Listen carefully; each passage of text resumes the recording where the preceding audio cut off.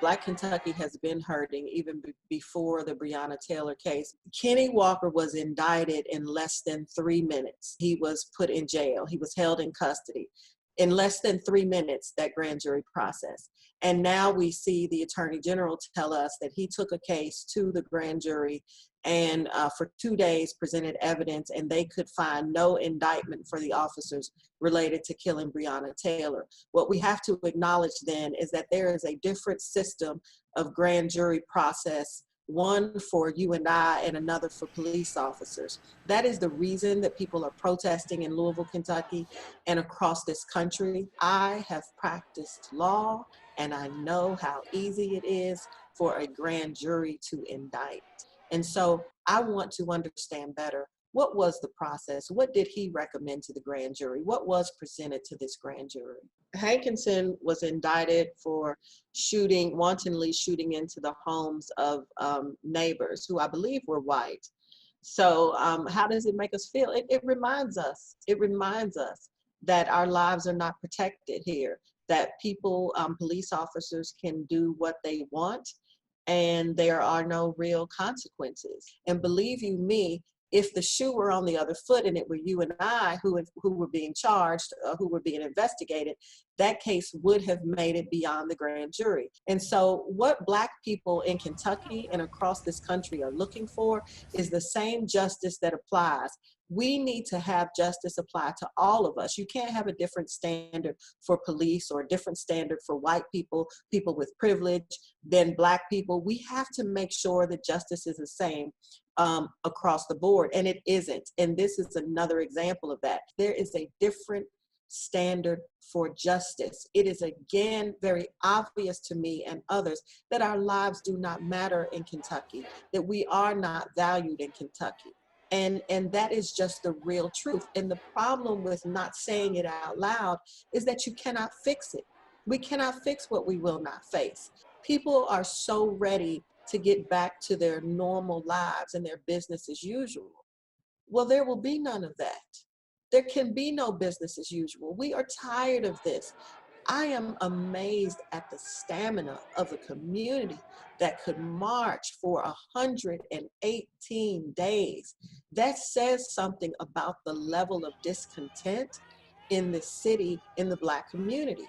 I will not allow my soul to be defeated and weighed down with all of this. These marches, these rallies, the demonstrations that have been held have been very integrated.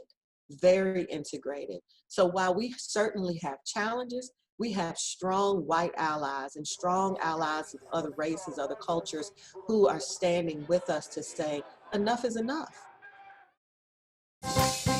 We love the genres.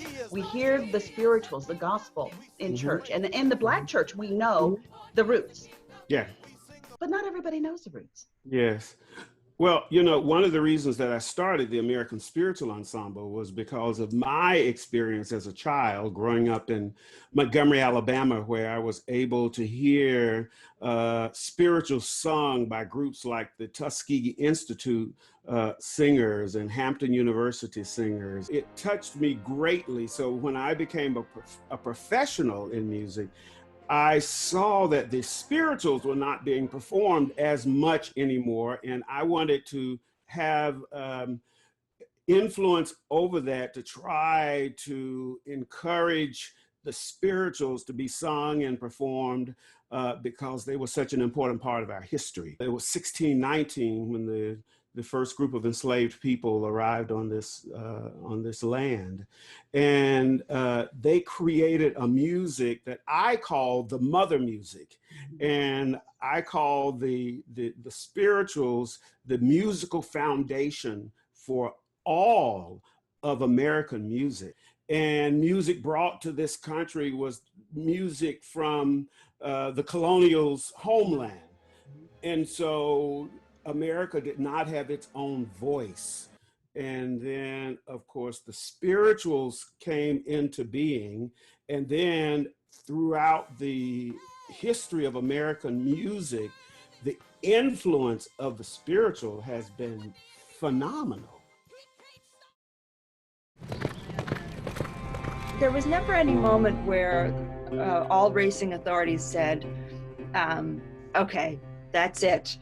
No more black jockeys. It was more like they got forced out, kind of, we call it de facto, by practice. So people would get harassed. People wouldn't get hired anymore. They kind of got blacklisted from tracks. It was a series of informal practices that pushed them out one by one from the tracks. And by the early 1905, the early years of the 20th century, they were gone. And the last of them, Jimmy Wingfield, he was still at the prime of his career. He wound up going to Europe. Amnesia was so powerful. And your original question about, well, so why do we forget? It's because that idea of Jim Crow, remember, it's an idea of white supremacy. We had to forget in order to justify the way that we were treating Black people.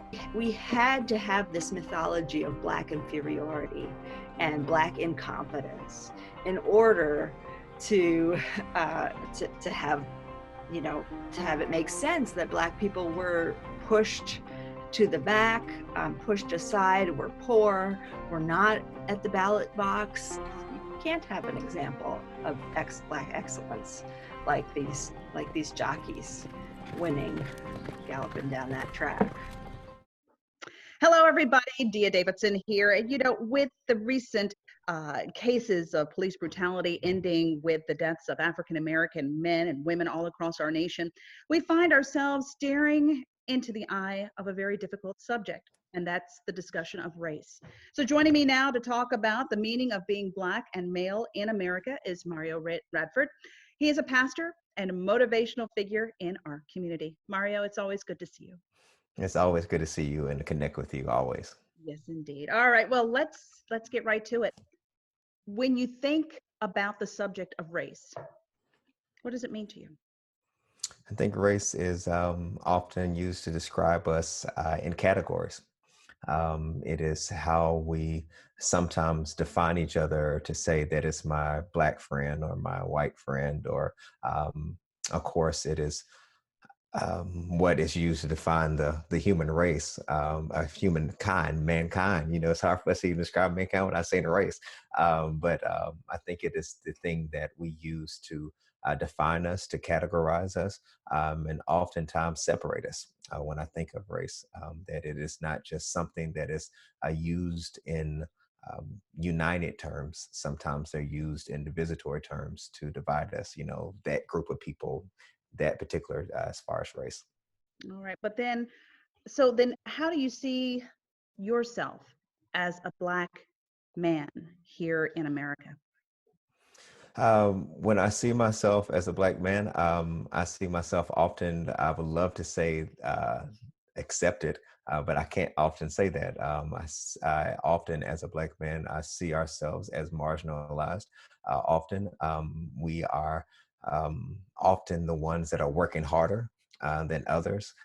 So when I see myself, even when I was graduating class, there was probably 300 or so in my class, but there was probably only 3 or 5 of us. And when we had our 3 or 5 African Americans, and when we had our reunion, our 20-year reunion, I remember a lot of them saying, "I remember you." And I wanted to respond and say, "But I don't remember you," only because we were the minority there, until I went to HBCU, Historically Black College, and I saw more that looked like me.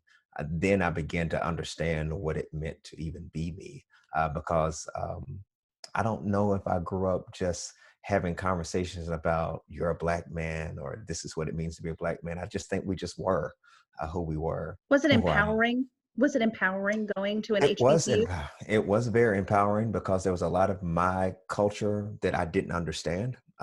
Actually, even when I moved to Mississippi for a while, it was even an extension of that experience, because there's something about the Southern culture that I was able to experience that I just hadn't seen before. So yes, there was an experience. Yeah. And thank you guys for joining us for this conversation. And we'll have much more from some other community leaders as we discuss race in America.